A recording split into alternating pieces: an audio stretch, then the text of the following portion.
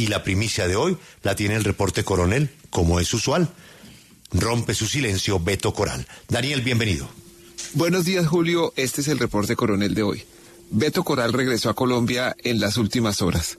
Él había dicho que no hablaría hasta que su hijo y su exesposa salieran de Estados Unidos y por eso solo ahora dará una entrevista. Franklin Humberto Coral Garrido, conocido como Beto Coral, es un activista en redes sociales querido por unos y odiado por otros. Tenía un permiso de trabajo concedido legalmente y una tarjeta de seguro social.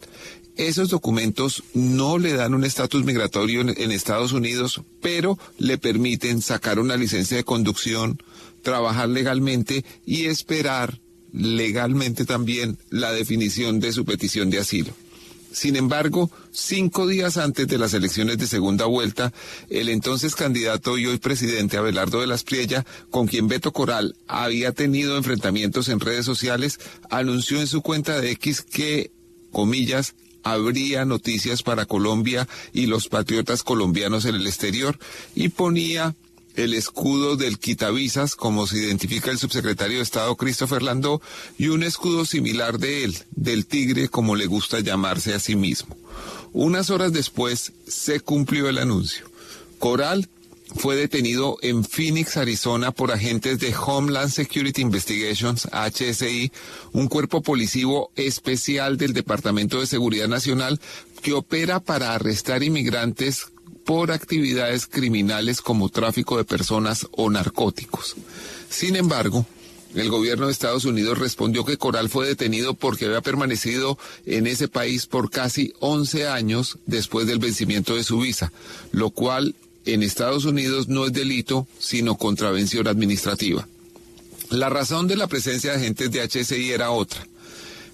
La petición de detenerlo procedía directamente del secretario de Estado de Estados Unidos, Marco Rubio. El memorando firmado por el miembro más importante del gabinete del presidente Donald Trump fue revelado aquí en 6AMW.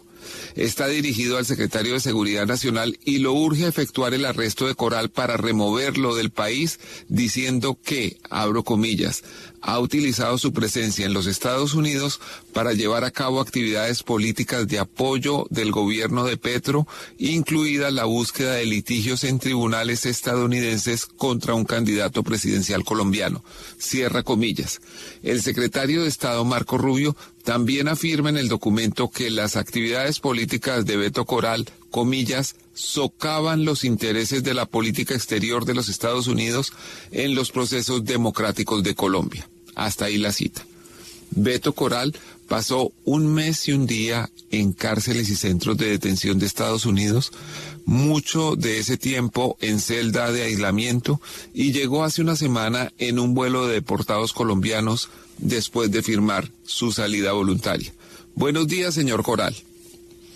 Buenos días, Daniel, y a todos los oyentes de Caracol. Gracias por la invitación. ¿Cómo fue el momento de su detención por miembros del HSI?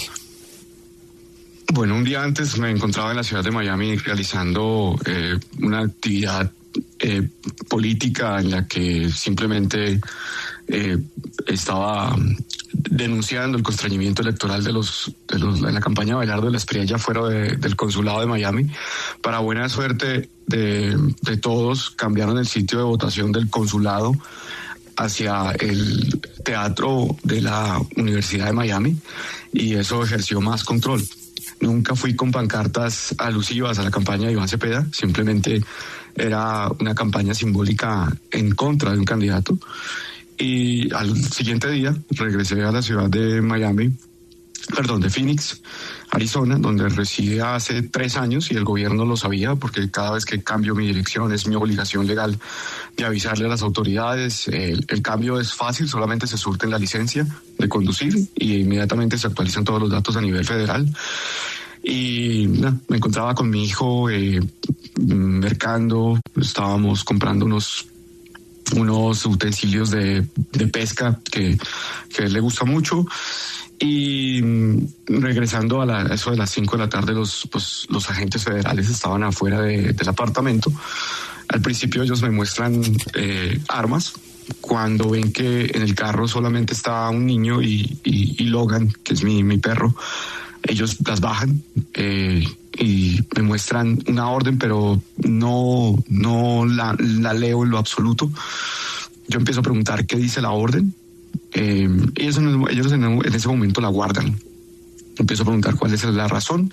Sin embargo, coopero totalmente. Solamente les pido que me dejen dejar a mi niño con alguien seguro. Yo llamo a su mamá. Ella tarda 15 minutos por el calor que estaba haciendo. Uno de los agentes del HCI me permite entrar al apartamento. Obviamente él entra primero con su mano en el arma, desconfiado. Yo le pido sacar algunas cosas que estaba seguro que necesitaba en la corte, y él me permite sacar todos los documentos, inclusive muchos originales, sobre las razones de las cuales yo buscaba el asilo. Finalmente la mamá de mi hijo llega al apartamento, me despido de él y ellos me sacan de una manera muy, muy pacífica, normal, pero ya una vez antes de montarse el vehículo me ponen las esposas. Lo sorprendente fue la pregunta que me hace el oficial federal de camino hacia la cárcel central en Phoenix, y es: ¿yo qué hice? ¿Qué fue lo que usted hizo? Y realmente pues me sorprendió mucho que un oficial federal fuera a capturar a una persona sin saber qué fue lo que hizo. Pero, ¿usted estaba irregularmente en Estados Unidos? No, Daniel, creo que hay muchas mentiras frente a ese caso. Yo ni siquiera, y creo que en eso tengo que hacerte una precisión, yo no tenía mi asilo en una corte. Hay dos tipos de asilo en Estados Unidos y los expertos lo saben. No los periodistas que como, no quiero nombrar uno que precisamente trabaja en esa mesa, pero hay dos tipos de asilo: el asilo afirmativo y el asilo defensivo. El asilo defensivo es el que se surte en los casos de las personas que cruzan de forma irregular la frontera, o que entran por balsa a la Florida, o de los europeos que cruzan el océano. Eso es técnicamente un asilo defensivo que inmediatamente pasa a la corte. El asilo afirmativo es cuando una persona entra con visa o entra de forma legal, ya sea con visa de estudiante, turista o negocios, y en el tiempo establecido que le da la ley para permanecer en los Estados Unidos, esa persona solicita su asilo político y recibe por parte del gobierno federal un recibo, un acuse de recibo, en el que certifica que su asilo está pendiente. Por ende, a los 180 días recibe su permiso de trabajo y su Social Security, que le permite trabajar, viajar, ejercer sus derechos fundamentales, tener una cuenta bancaria, montar una empresa, absolutamente de todo.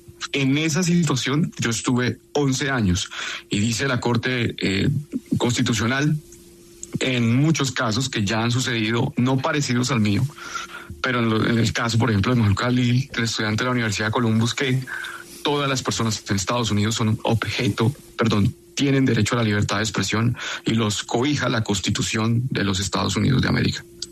Pero, a ver, Beto, si usted respalda al presidente actual de Colombia, Gustavo Petro, ¿por qué necesitaba salir de Colombia y pedir un asilo político en Estados Unidos? Daniel, yo salí de Estados Unidos en el 2015. Gustavo Petro no era presidente de Colombia. En el 2015 yo solicito asilo político por la investigación que realicé en el caso de la muerte de mi padre, el capitán mayor con ascenso póstumo, el mayor de la policía, Humberto Coral Caballero, asesinado en extrañas circunstancias en Medellín, 8 meses después de haber participado y liderado la operación que dio como resultado la muerte de Pablo Emilio Escobar Gaviria. Hay muchas mentiras frente a ese operativo, muchas mentiras que están documentadas por periodistas, por investigaciones. Inclusive la JEP ya ha relacionado muchas verdades respecto a ese tema. La muerte de mi papá fue en extrañas circunstancias, y cuando crecí, teniendo 18 años, empiezo a investigar la muerte de él. El año 2012 hubo un especial de Caracol Noticias en el que relacionaba la muerte de mi padre. A partir de ese momento empiezo a recibir amenazas de muerte de quienes yo estoy seguro que presuntamente lo asesinaron y que ocupan espacios de poder muy importantes en el departamento del Santander y en el Congreso de la República de Colombia. Esa es la razón de mi asilo, no de un presidente o no de un gobierno. Creo que los oyentes tienen que entender cuál es la diferencia entre gobierno y Estado. Una persona solicita asilo en persecución del Estado mismo, no de un gobierno de turno. Y mi libertad de expresión en Estados Unidos, bajo la primera enmienda y bajo el artículo 19 del Pacto Internacional de Derechos Civiles y Políticos, también indica que toda persona tiene derecho a la libertad de expresión, y este derecho comprende la libertad de buscar, recibir y difundir información e ideas de toda índole, sin consideración de fronteras. También el artículo 19 de la Declaración Universal de Derechos Humanos indica que todo individuo tiene derecho a la libertad de opinión y de expresión, y este derecho incluye el no ser molestado a causa de sus opiniones y el de difundirlas por cualquier medio y sin limitación de fronteras. Daniel, el asilo existe precisamente para proteger a quienes fueron perseguidos por sus denuncias, por sus opiniones políticas, no para obligarlos a renunciar a ellas. Y yo nunca, en el caso de Estados Unidos, proferí, en el caso de la elección de Colombia, opinión alguna sobre el señor Marco Rubio, sobre el señor Donald Trump. Yo sí le pedí al señor colombiano de nacimiento, Bernie Moreno, que no se metiera en las elecciones de mi país, pero eso hace parte también de mi derecho a la libertad de expresión en Estados Unidos. Y repito, mi asilo no tenía nada que ver con un presidente. Pues, pero muchas personas piensan que lo que usted expresaba en redes sociales, pues fue un poco buscarse su suerte, porque como peticionario de asilo estaba obligado a no decir cosas que contrariaran al gobierno del país que lo recibió. ¿Usted qué responde ante esa posición? Pues, Daniel, con todo respeto, eso es un absurdo. Precisamente estoy citando la primera enmienda de los Estados Unidos. El Congreso no hará ninguna ley que coarte la libertad de expresión. Y esta protección se extiende a todas las personas bajo la jurisdicción de los Estados Unidos, incluyendo los solicitantes de asilo y los asilados. Y la Corte Suprema de Justicia también ha reiterado que la libertad de expresión es uno de los pilares fundamentales del sistema constitucional estadounidense. También, repito, el artículo 19 del Pacto Internacional de Derechos Civiles, el artículo 19 de la Declaración Universal de Derechos Humanos. Entonces, yo le pregunto a las personas que están afirmando eso, cítenme. Voy a decir el nombre de la periodista, señora Vanessa de la Torre, diciéndole al senador Iván Cepeda que yo violé las normas del asilo porque yo no podía opinar de política.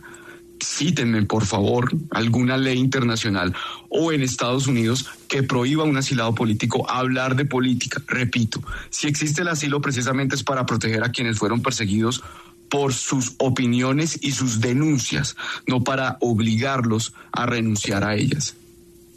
¿Cómo fue tratado usted durante su detención? Daniel, en el caso mío, repito, ese día de Phoenix pasé la noche ahí, cuando yo estaba en la celda, una celda blindada solamente para mí. Normalmente siempre a los que son capturados por temas migratorios los encierran a todos en un solo cuarto, no los separan. Desde el primer día estuve solo.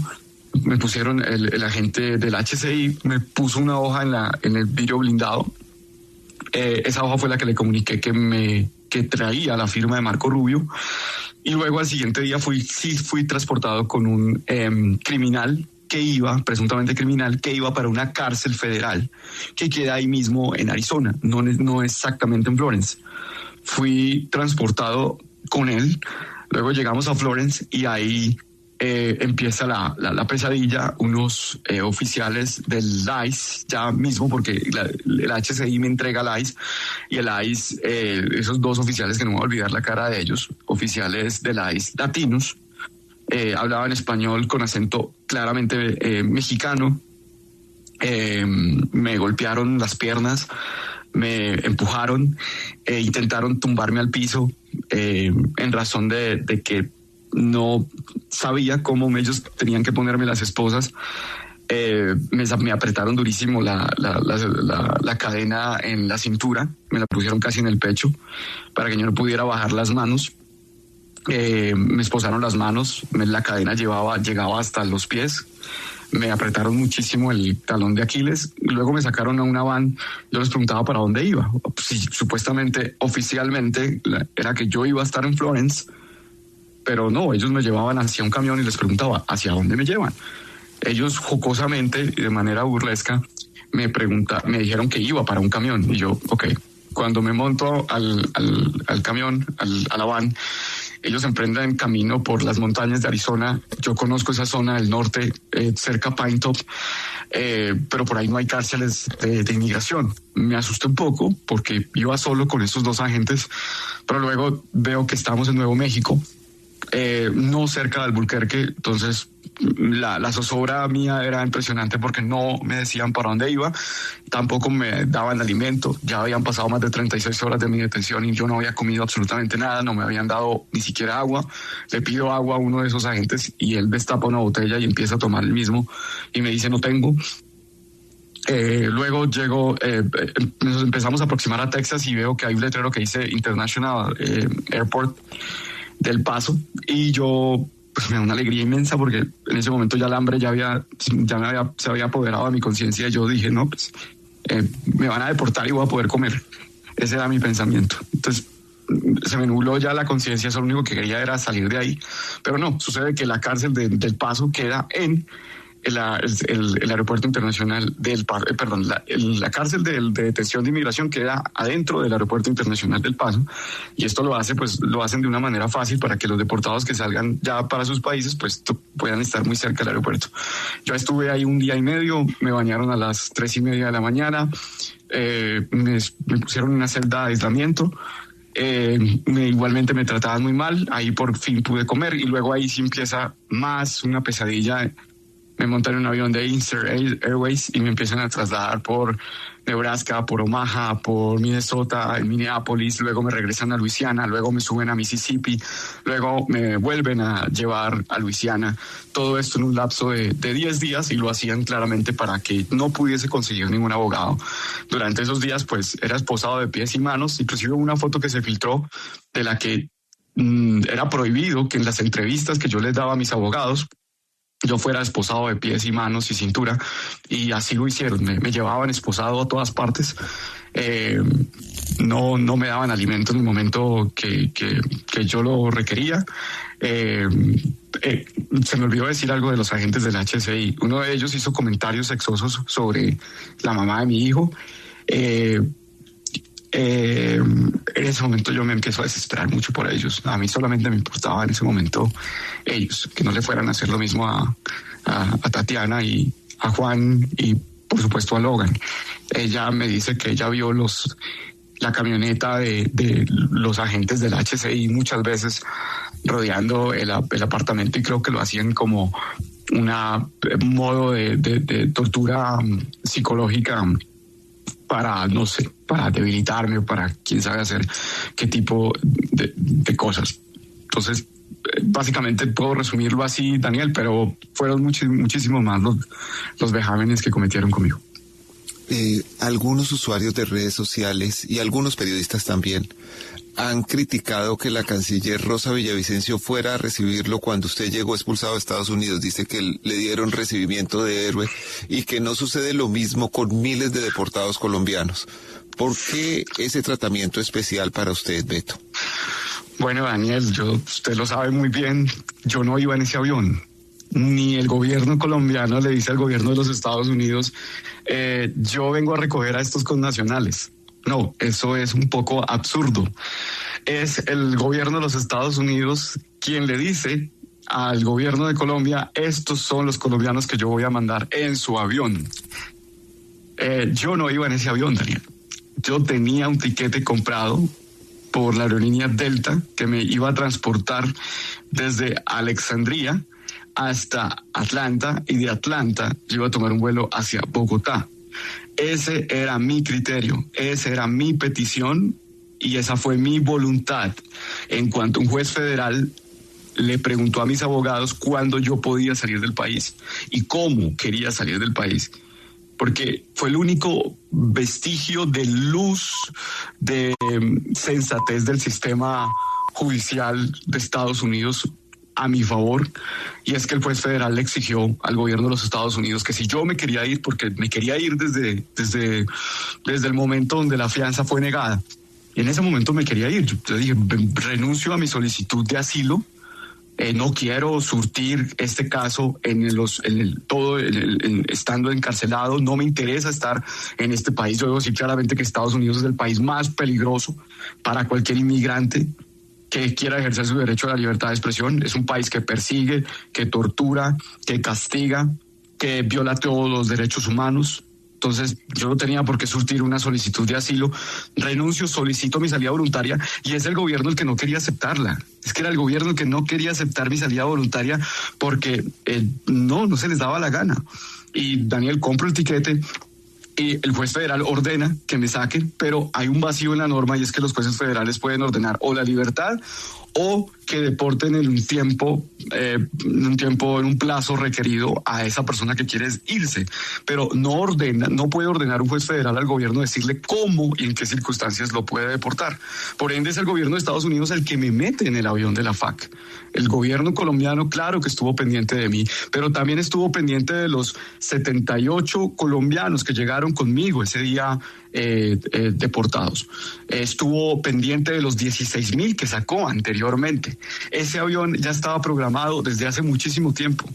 Los primeros que se subieron fueron los niños, 11 niños, que inclusive dentro de esos 11 niños hay ciudadanos americanos, estadounidenses. Se subieron sus madres llorando, se subieron luego otras personas. A mí me sentaron en la última silla del avión y tomé agua cuando todos tomaron agua.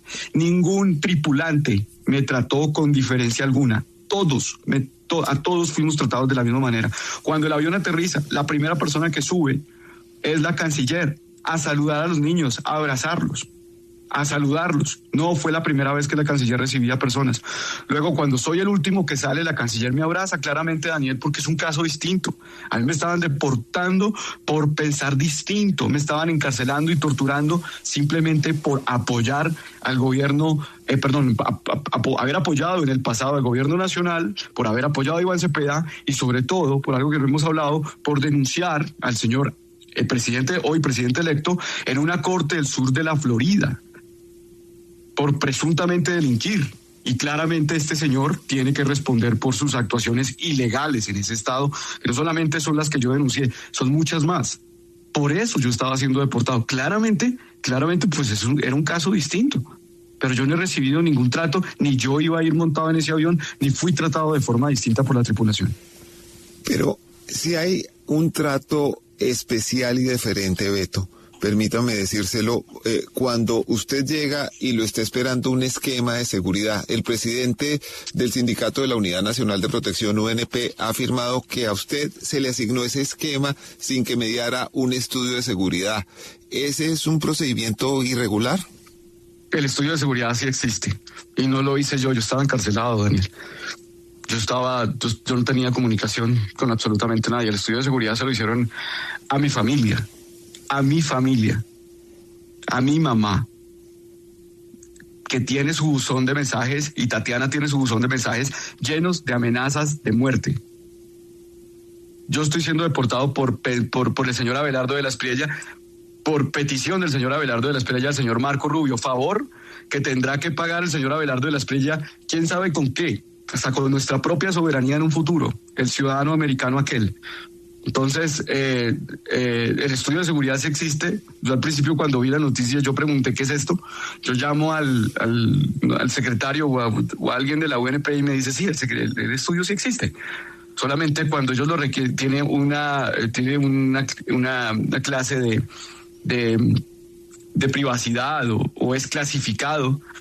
Pero claramente cuando las autoridades lo requieran, me imagino que la UNP lo tiene que proveer. La señora que estaba abajo es la señora viuda de un oficial de la Policía Nacional, de la cual estos señores, el señor Abelardo de la Espriella y su convito, hacen política, diciendo que deben tener prelación, que deben trabajar por ellos. La señora Luzmeri Garrido Garay, que es la que es la verdadera heroína de la historia de mi papá, porque mi papá no es un héroe, mi papá es un mártir. La verdadera heroína es una señora que sola con 26 años sacó adelante a un niño de 8 y a otra niña de 7. Ella es la verdadera heroína, estaba recibiendo a su hijo. Nunca en la vida hemos recibido nada del Estado, absolutamente nada del Estado. Y se hizo un estudio de seguridad previo de una persona que estaba siendo torturada, castigada y deportada por pensar distinto, por apoyar a Iván Cepeda y por denunciar al señor Abelardo de la Espriella. Entonces, miren el nivel de riesgo. Aparte que habían amenazas de muerte serias de un tipo, de un abogado, exabogado del expresidente Álvaro Uribe Vélez, donde este señor amenaza con descuartizarme. Miembros de la política, miembros de la derecha extrema, también en el pasado me habían proferido amenazas de muerte. Entonces, yo, la verdad, yo sí anuncio que voy a renunciar a ese esquema claramente lo haré en su momento, pero en estos momentos no tengo ninguna condición de seguridad que me garantice el próximo gobierno, claramente no. Pues el próximo gobierno empieza en 2 semanas. El 7 de agosto se posicionará el presidente electo Abelardo de la Espriella. ¿Usted, ante esa perspectiva, ha pensado qué va a hacer? ¿Se va a quedar a vivir en Colombia? No, yo la verdad no en estos momentos no sé. Yo quiero quedarme, Daniel, pero mi familia no. Mi familia no. La mamá de mi hijo se expuso de una forma que me da mucho dolor por ella, porque hizo todo lo posible por sacarme de ese lugar. Y la verdad, Daniel, es que por ellos tengo que actuar, pero yo no me voy a silenciar, yo no me voy a callar. Yo creo que el señor Abelardo de la Espriella se equivocó gravemente, porque si yo desde Estados Unidos generaba la reacción que generaba las opiniones que generaba, o los efectos, o hacía las denuncias que hacía, yo no me quiero imaginar qué puedo hacer acá en el país, y eso es lo que nosotros tenemos que seguir haciendo. Vamos a seguir hablando más fuerte. Si al señor Abelardo de la Espriella no le gustó lo que yo hice en Miami, lo puedo hacer en cualquier parte del mundo, empezando por Colombia.